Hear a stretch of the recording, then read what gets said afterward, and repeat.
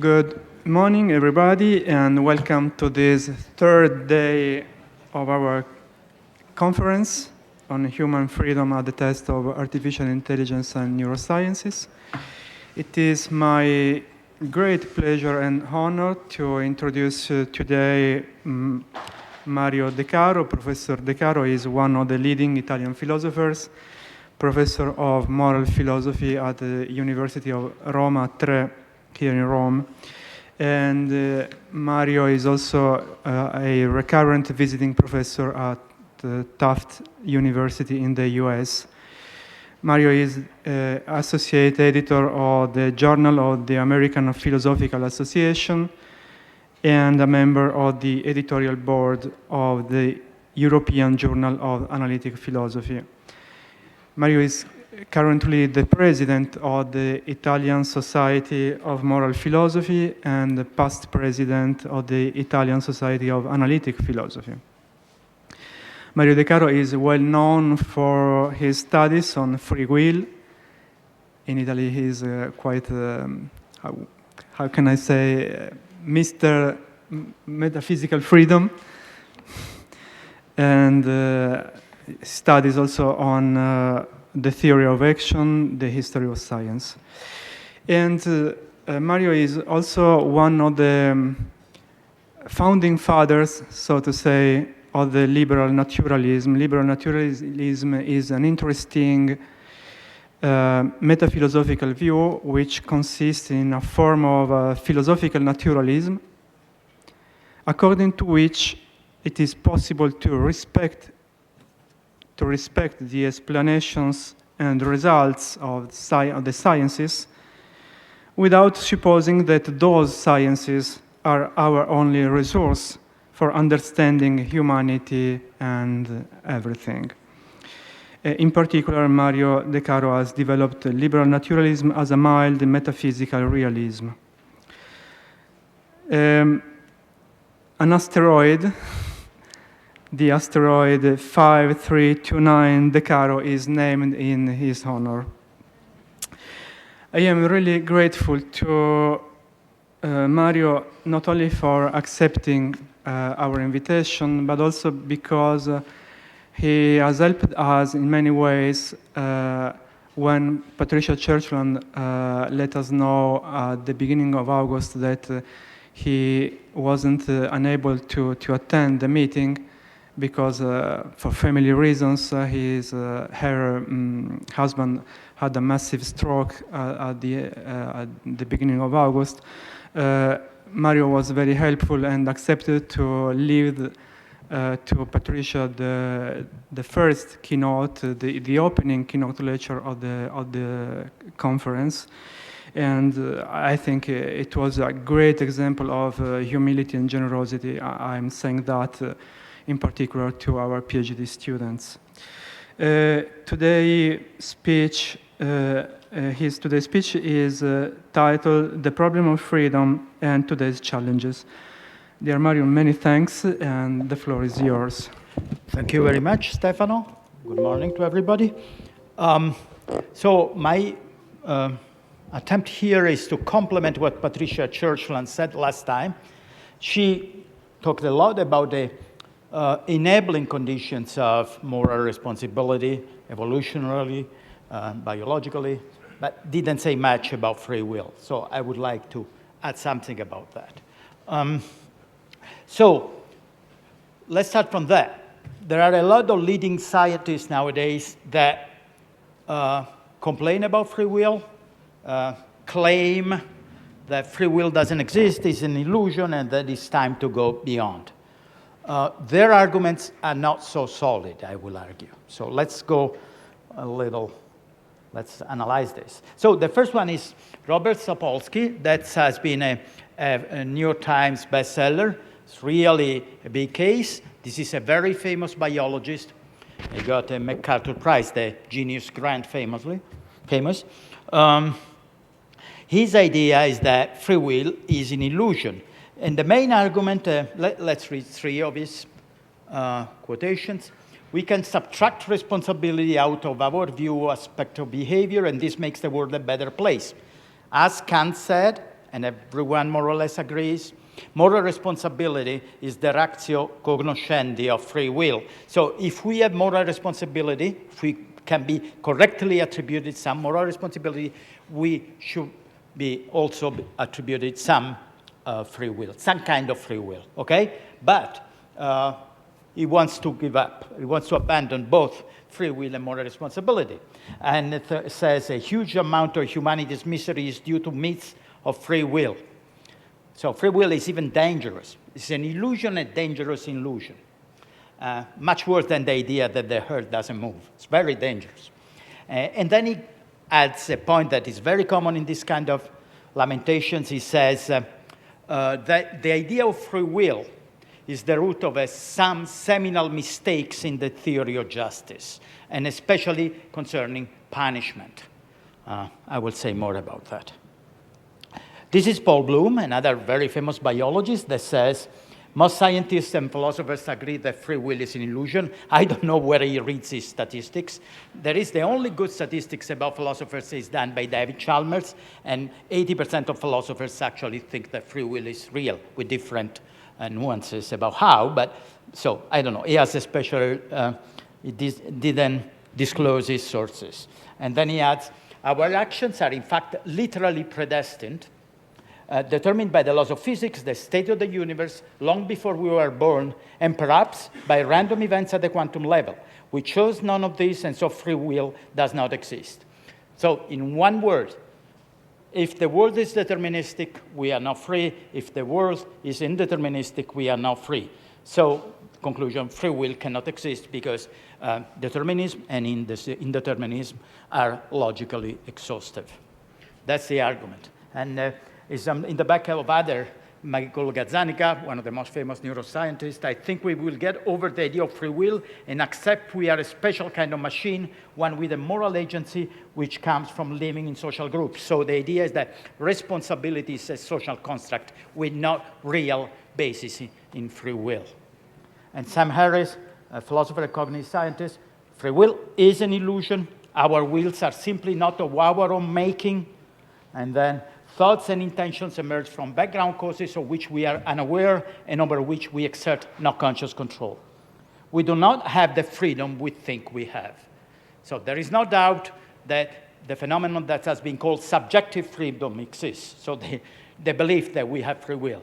What doesn't exist is objective freedom, something in the world that correctly accounts for our intuitions about free will. Free will is an illusion. And the last one is Ramachandran, that's a very famous, another very famous neuroscientist. They even says free will is an inherently flawed and incoherent concept. It's not just false, it's incoherent, logically inconsistent. That's his point. As I said, many people think that accepting the idea that there is no free will can be very good for our ideas about punishment. This is a quotation by two famous scientists and philosophers, Cohen and Green.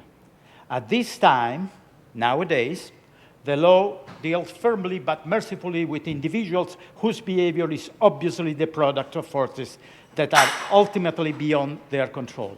So we do not control what happens to us, mostly because we are determined. Someday the law may treat all convicted criminals this way, that is, humanly. What is the idea here? The people that are recognized now as people who are recognized that don't have free will because they have mental conditions are treated differently, more humanly, than people who are punished, because we think these people don't deserve to be punished, okay? So the idea is that this should be for everybody, because none of us ever can exercise free will, because free will doesn't exist. Many people have this idea, some I already mentioned, and so this is a partial list of people who they think two things. Free will is an illusion, and it's very good that we have realized that, because we can start working on the theory of punishment and changing them. No one deserves to be punished, ever. So let's go a little more in detail about the arguments they give. This is our friend Patricia Churchland, that write this about so-called libertarianism. This is the idea that free will is based on indeterminism. A rigid philosophical tradition claims that no choice is free unless it is uncaused. That is, unless the will is exercised independently of all causal influences in a causal vacuum. A philosophy dedicated to uncaused choice is as unrealistic as a philosophy dedicated to a flat earth. I subscribe to that. Too bad that no philosopher that I know believes in the ideas that she's criticizing. Nobody. Kant said that the agent, in order to be Kant's causa sui, should be uncaused, but he said this is impossible in the phenomenal world. That's exactly the same point. So I don't know who is she criticizing here, frankly. And this is Sam Harris that criticizes the other main, the main view about free will. I'll go back to that, the compatibilism.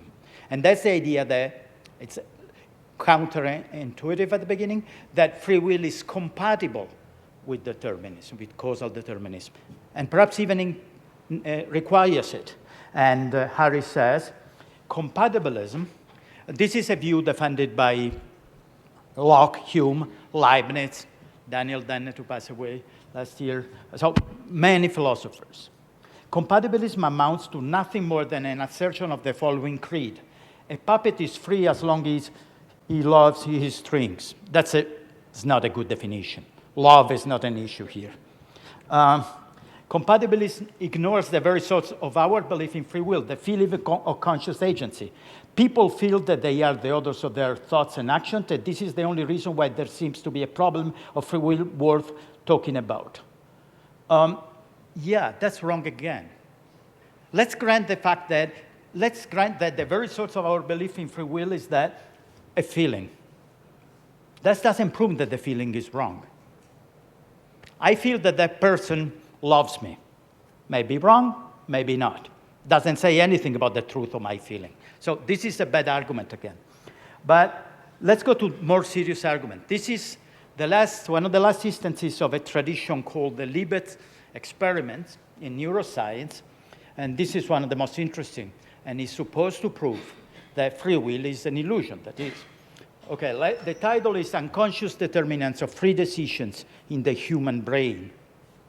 So let me say something. Unconscious determinants. Unconscious here is not Freud's unconscious, the dynamical unconscious of psychoanalysis, that, you go to the analyst 15 years, pay a lot of money, and the unconscious comes back to consciousness. This kind of unconscious here cannot go back to consciousness because it's not semantic.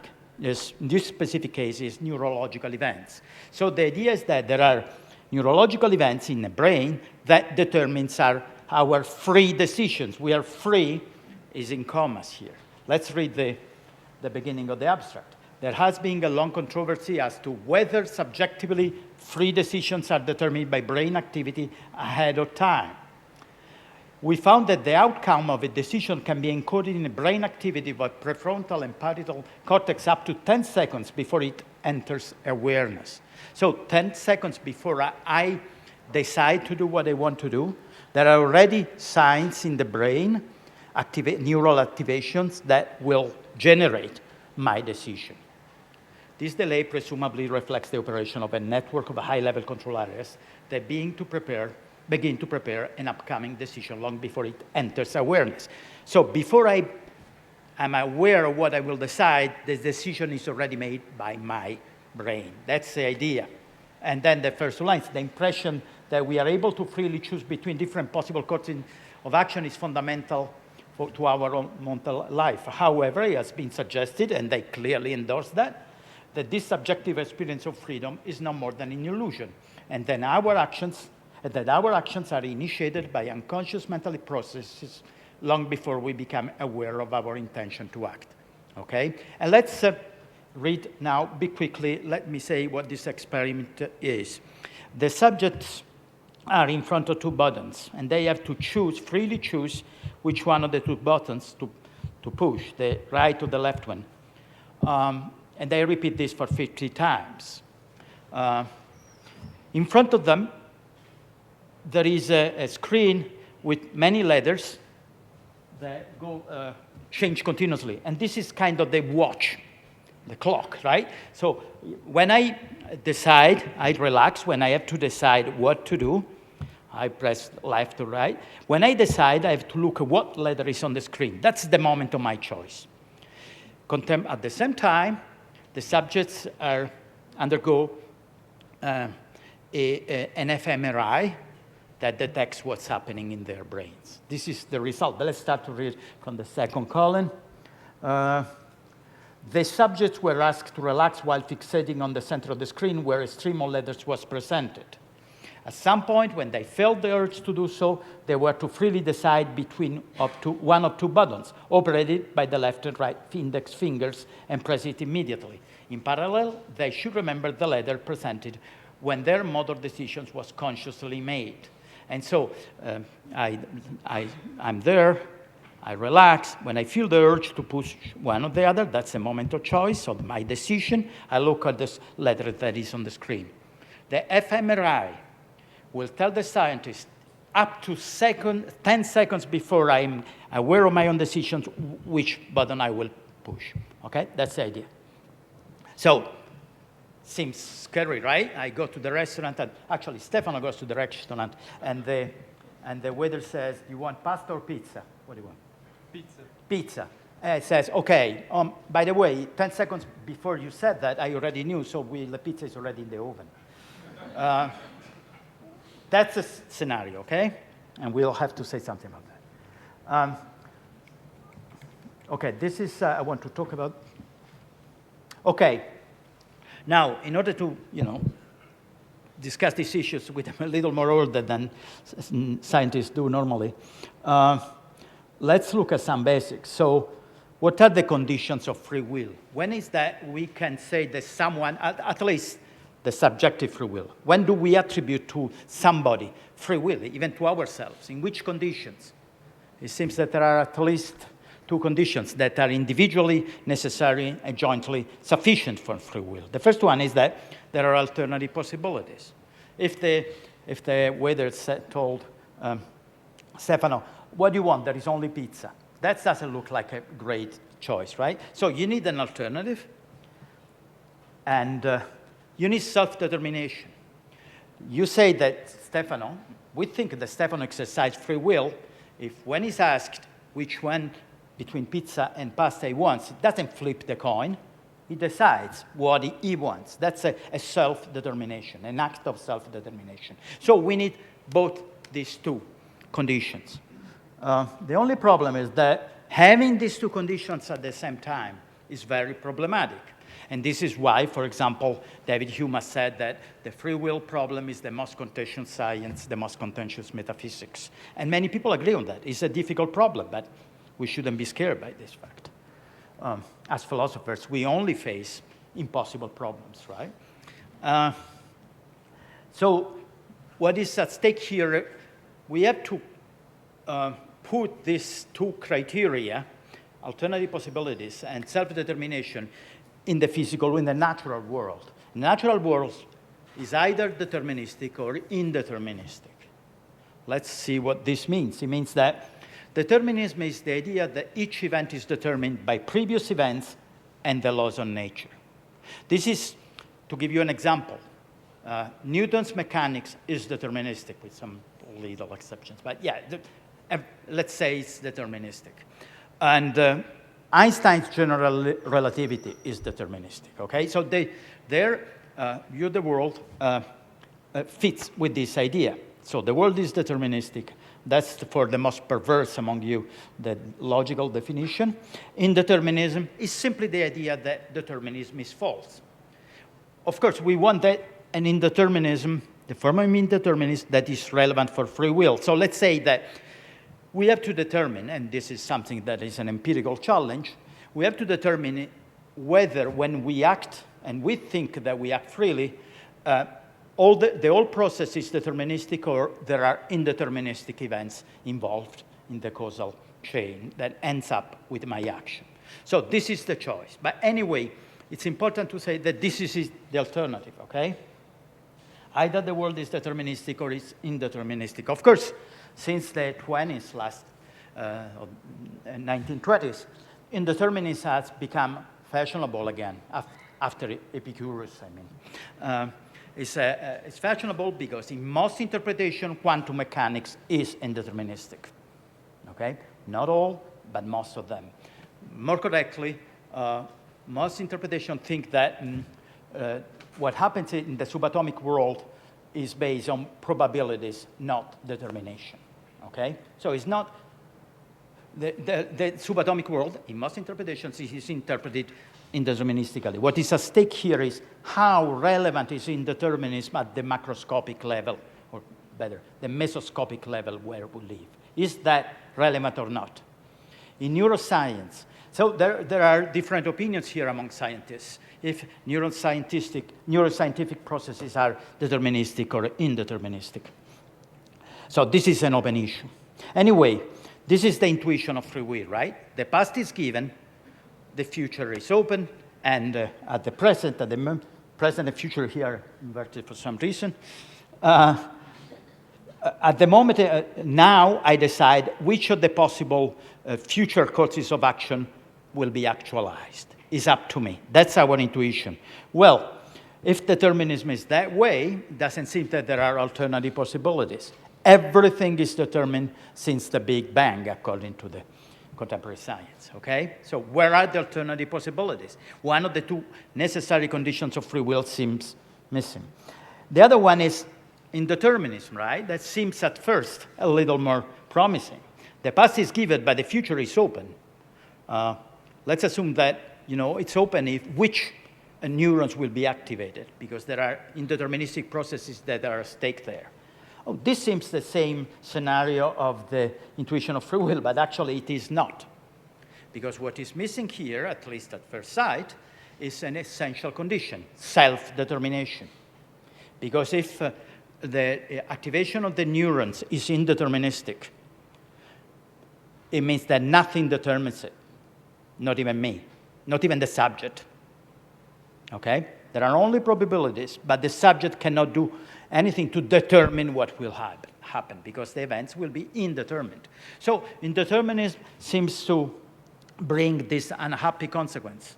We miss the other essential condition of free will, self-determination. So it seems that if determinism is true, the alternative possibilities are missing. If indeterminism is true, self-determination is missing.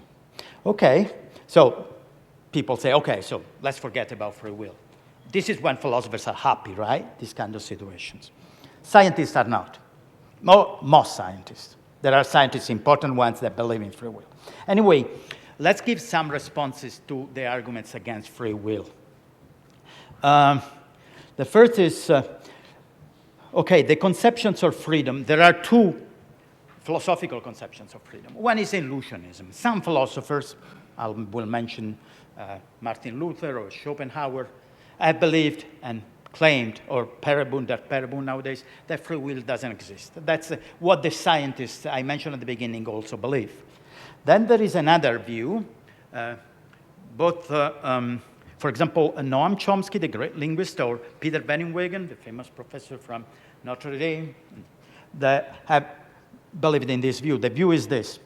Of course, we have free will, but we won't ever be able to explain how we have it. How can it happen that we exercise this weird property, okay?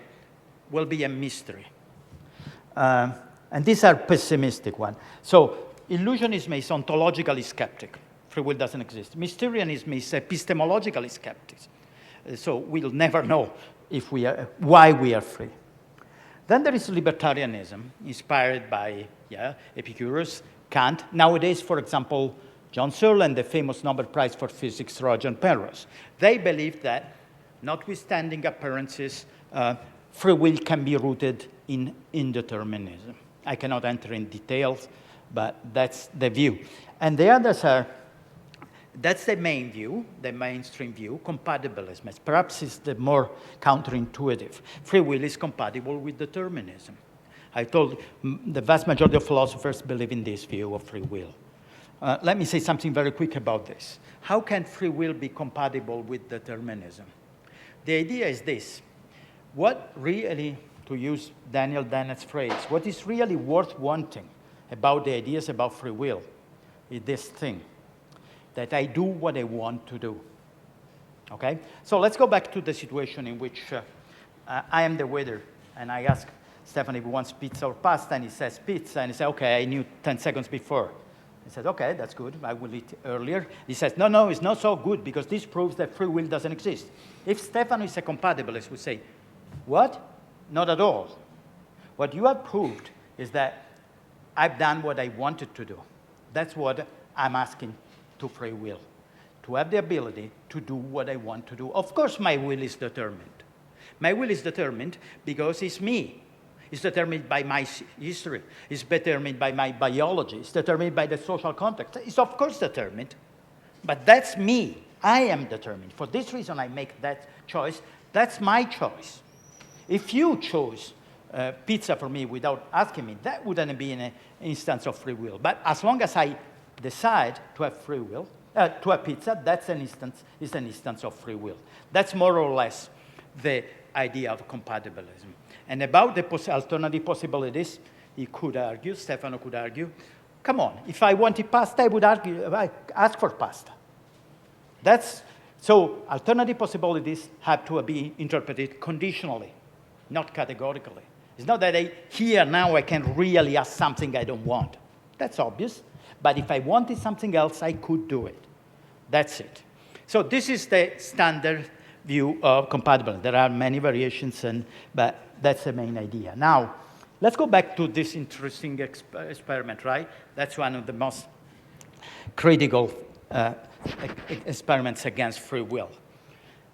There are several things to notice. The first one is this. Look at this. How does it work? No, it doesn't work. How doesn't it work?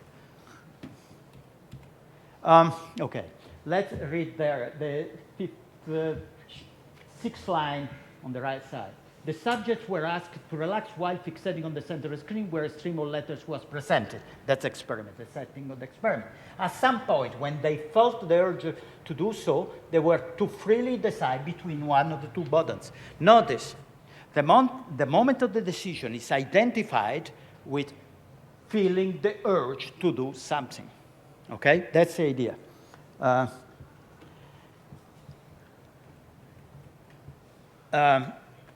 The idea that the moment of free decisions, subjectively free decisions, that according to the experiment are not objectively free, is this one. I'm there, I feel the urge to push the right button, and the next time I push another one, perhaps, the other one, but now I press the right button, but I felt the urge to do so. Is this a good mark of free decisions, even in the subjective sense? It is not. Feeling the urge to do something is neither a necessary nor a sufficient condition of free decisions. So it's not a necessary condition. I don't feel the urge when I do things that I think are free. In most cases, I'm talking now, I think I'm free, I say what I want to say, but I don't feel the urge to do so. It's very rare that I feel the urge and then I do something that I feel is free. So feeling the urge to do something is not a necessary condition of free decisions. It's not even a sufficient condition. Let's assume that now Stefano, who's a famous sneezer, he produces great sneezes that scare everybody. So let's assume that he feels the urge to sneeze. And then he does. Where is the free decision there? There is none.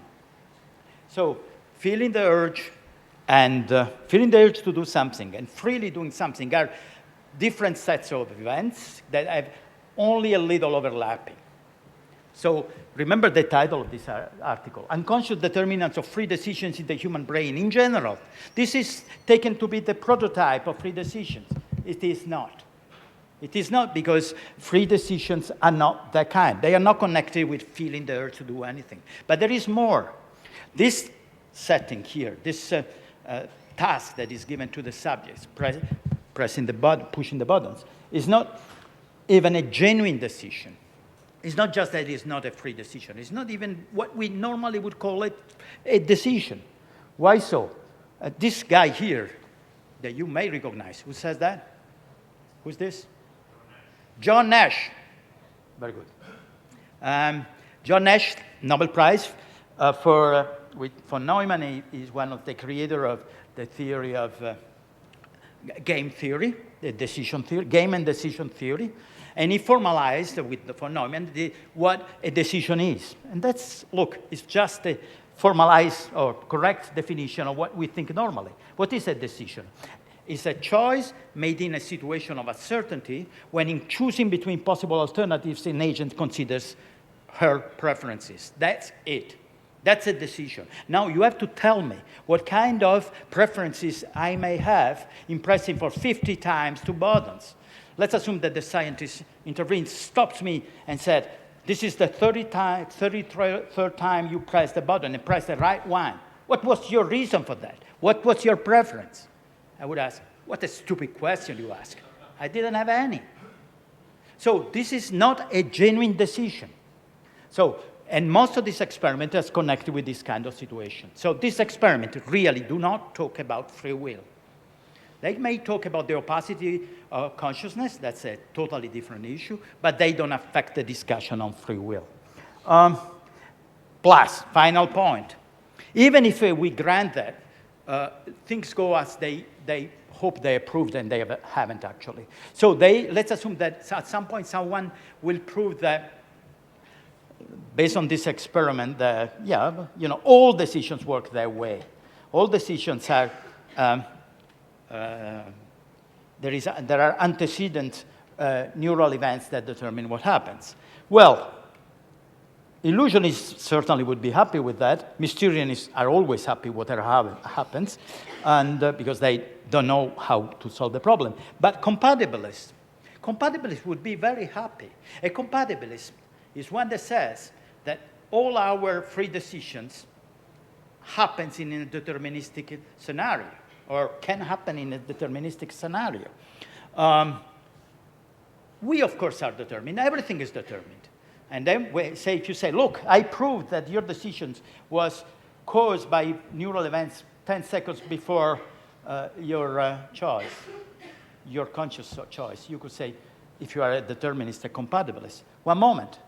My decision was proved 50 billion years ago by the Big Bang, because everything else followed deterministically. So a compatibilist really doesn't care about this kind of experiments.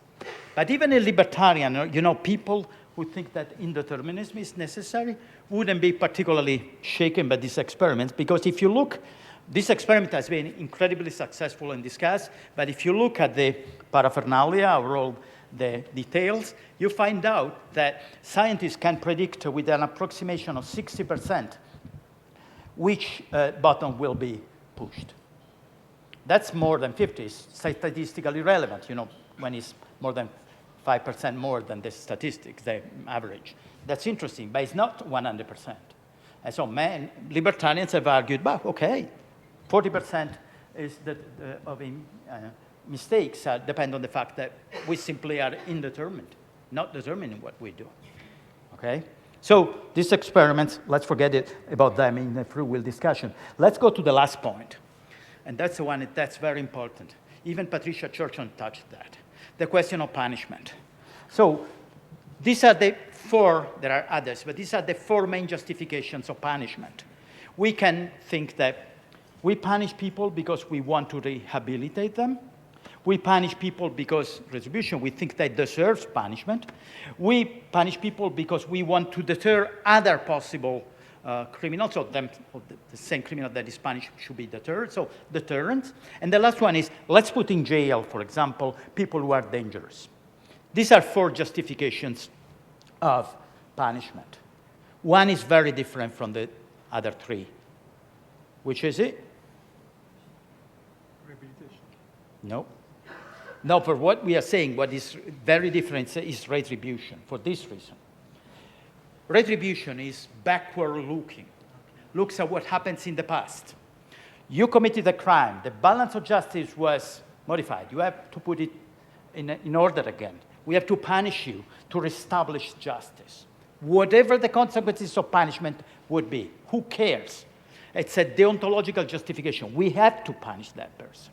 Kant famously said, if in pragmatic anthropology, I think. If a community is going to dissolve, the next day, we still have to execute the punishment of a person. In that case, was death penalty for him.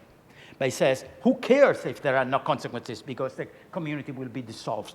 That person has to be executed. Now, this is kind of ferocious, but the idea is this. Who cares about the consequences of punishment? That cannot be the justification of punishment. People are punished because they deserve to be punished. The others don't look at that scenario at all. They only look at the consequences of punishment. Let's punish people when it's socially advantageous. So we'll have better citizens with the rehabilitation, we'll deter other potential criminals, and we'll incapacitate dangerous citizens, okay? Then there is a hybrid view that is restorative justice, but we don't have time to enter in that detail. What is important here is the big distinction.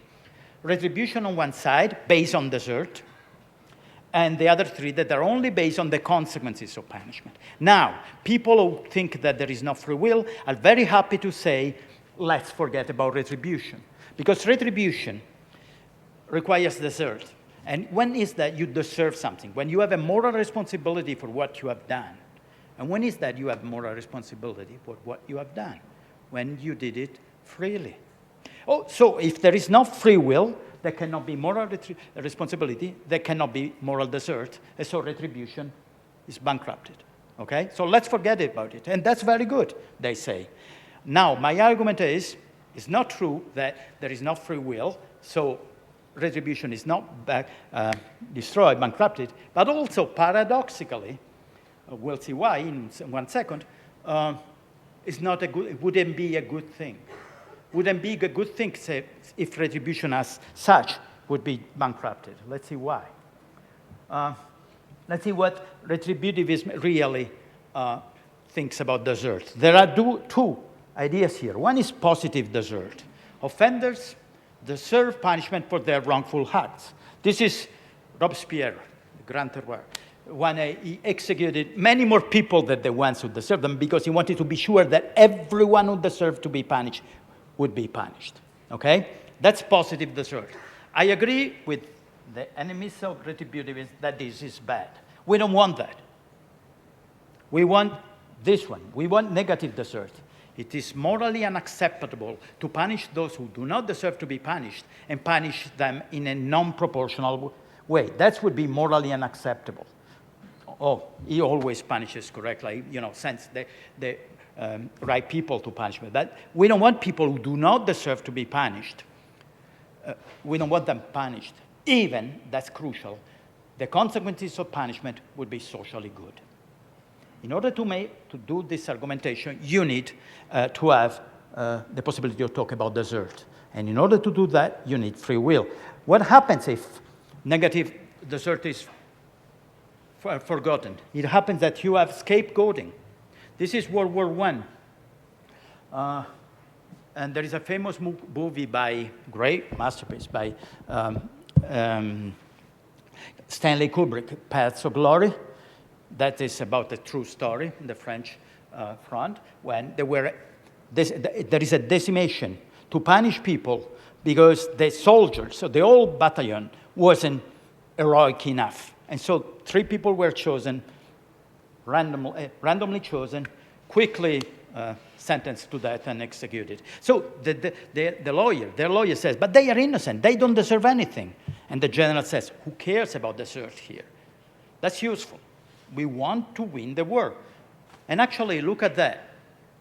The only nations that used decimations in World War I were France, the UK, and Italy. And they won the war.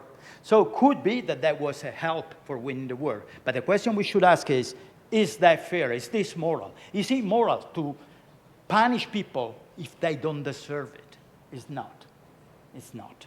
And also, another concept is this. Excessive punishment to set examples. These women go under in a very hot day to break stones no one cares about, humiliated, and doing something terrible, like not even animals would deserve that. So why? Because that punishment is considered to be useful to deter other possible criminals. But that we think is not correct. They don't deserve that because no human being deserves that. So again, if we forget about desert, we forget about justice, because negative desert is fundamental for justice. And negative desert requires moral responsibility and free will.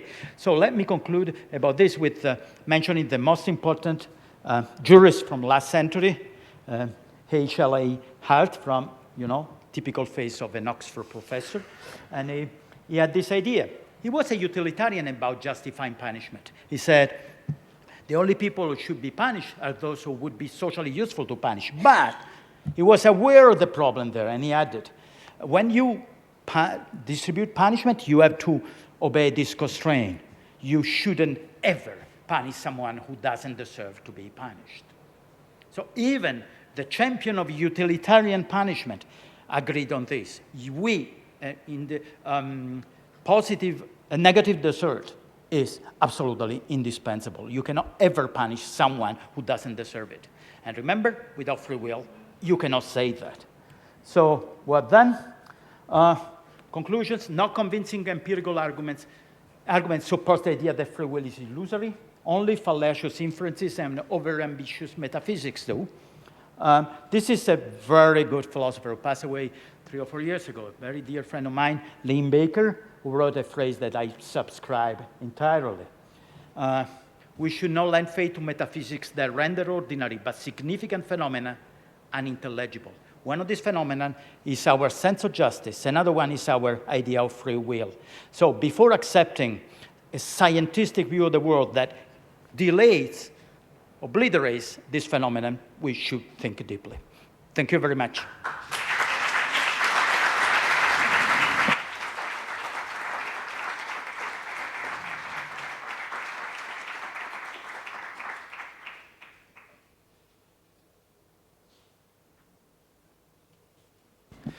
Thank you. Thank you very much, Mario, for this terrific, I would say, presentation. And I think your presentation has raised many questions.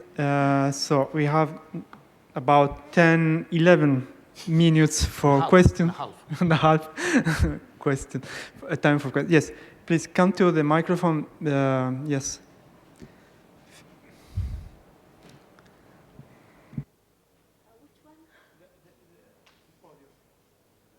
The podium.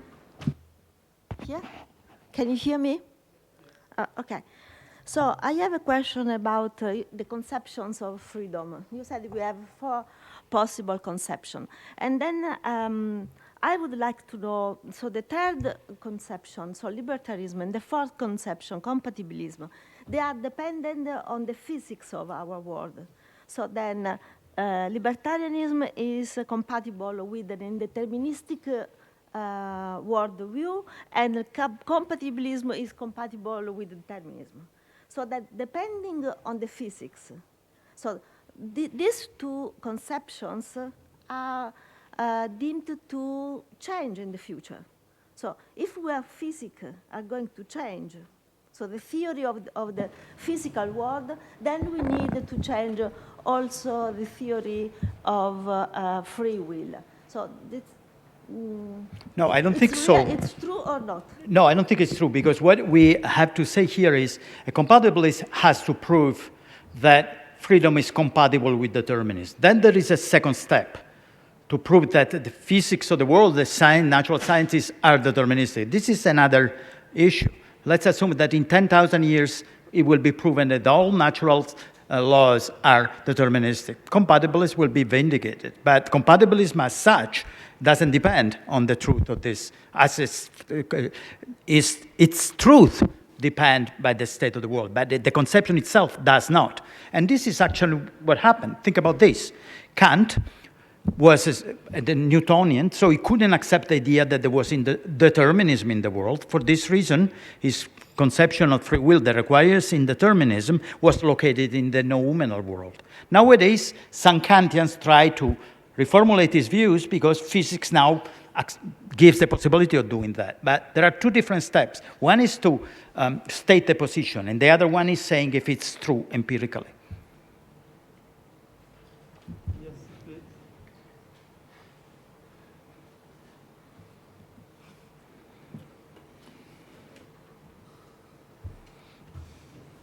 Thank you very Will you much. please tell your name before?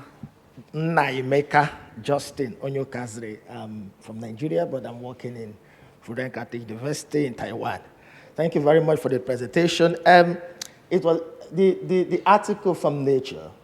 I just want to see your view about it because the same Libet experiment that the argument is based on, I think there's that reductionist metaphysical background to their claim. But it's interesting that John Eckert, also John Eckert, E-C-C-L-E-S, Yeah. I've been looking at his work.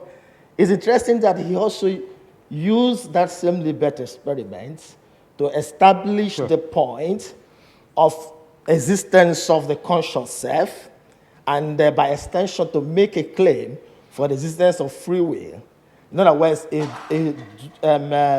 a dualistic, internationalistic theory of this. So it's interesting that the same Libet experiment that, if you like, all the reductionist school of thought used to argue against free will, Libet, of course, and with his co-author, Popper, Karl Popper, in The Brain and Itself, tried to make a claim for the existence of the conscious self and by the extension free will. So I don't know the point, because the same point about there's a kind of some few seconds delay.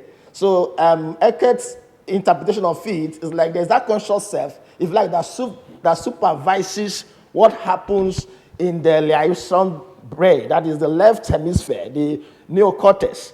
So it's like the experiment is there, but there's different interpretation depending on your metaphysical ground. So I don't know what you have to say. Thank you. That's a fair point. John Eccles and Karl Popper wrote in a famous book in which they defended a substantially dualist view about freedom, and they commented on Libet by saying that Libet is compatible with their view. The same did Robert Kane, a philosopher and one of the leading libertarians, and even Roger Penrose, another Nobel Prize like Eccles, did the same. So it's true. They use these arguments on their support. But remember that the strength of these arguments doesn't depend on Libet. This is only shown as compatible. They have metaphysical issues there that are what we should be discussing. But your point is fair. I think I saw no. Okay, so, Fabio, and then yes.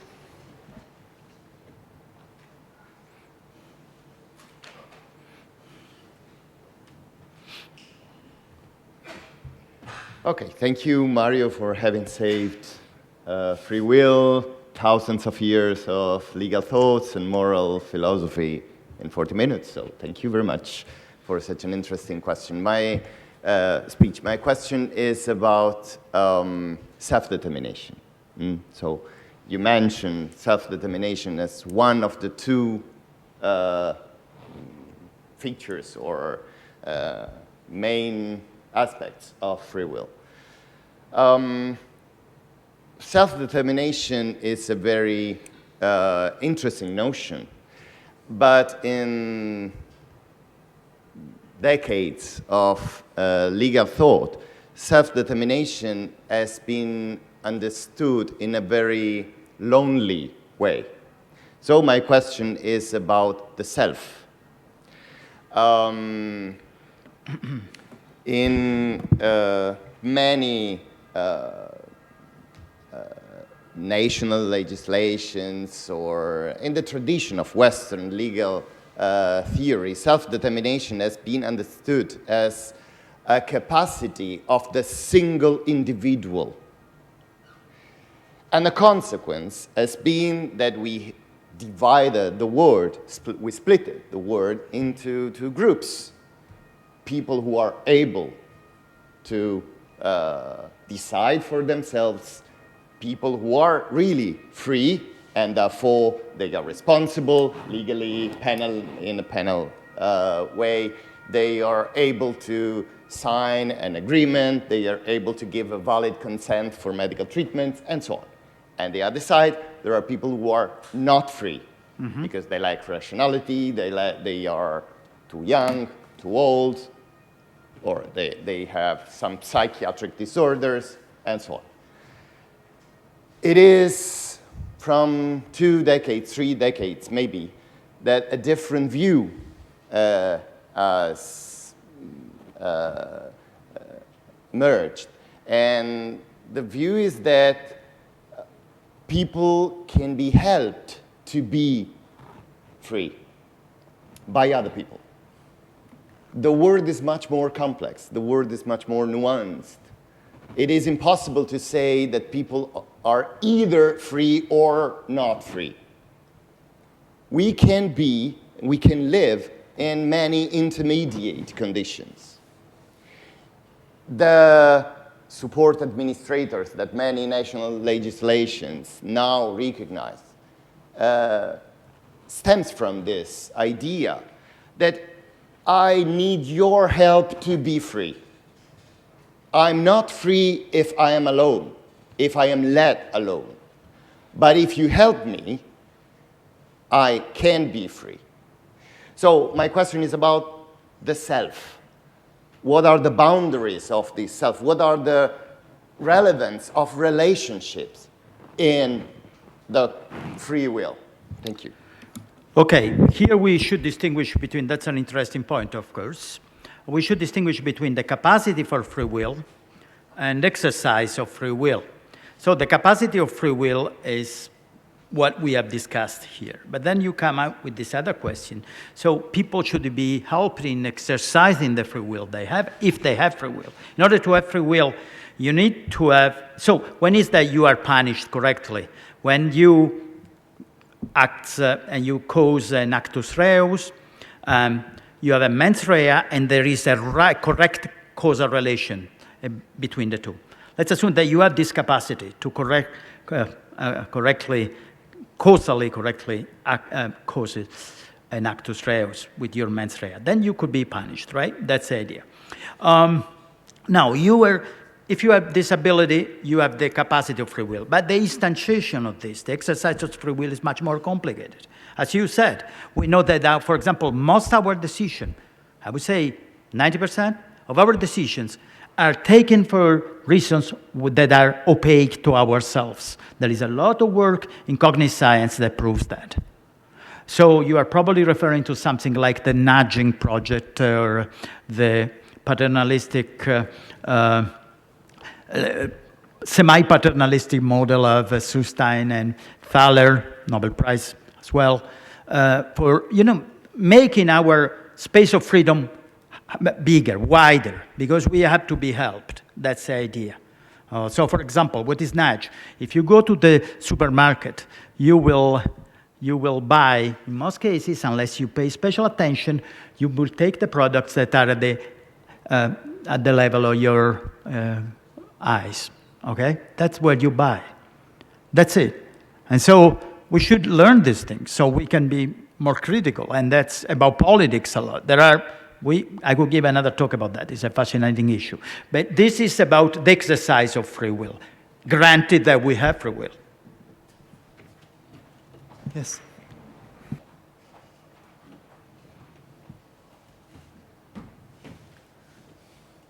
Talita Korman-Guitin. Nice to meet you.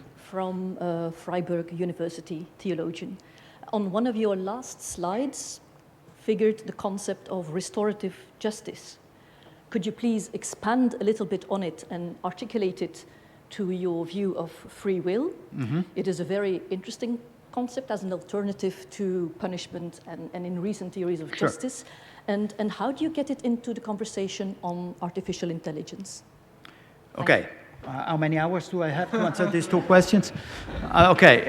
Restorative justice is an intermediate hybrid view that came out in the last decades and was very successful, according to most interpreters, after the Nelson Mandela took power in South Africa, avoided a carnage there with this public meetings in which people, the criminals admitted what they had done in front of the families of the victims and with the public, and it was on TV. And the idea was to restore justice through a process in which the victims accept the the excuses, the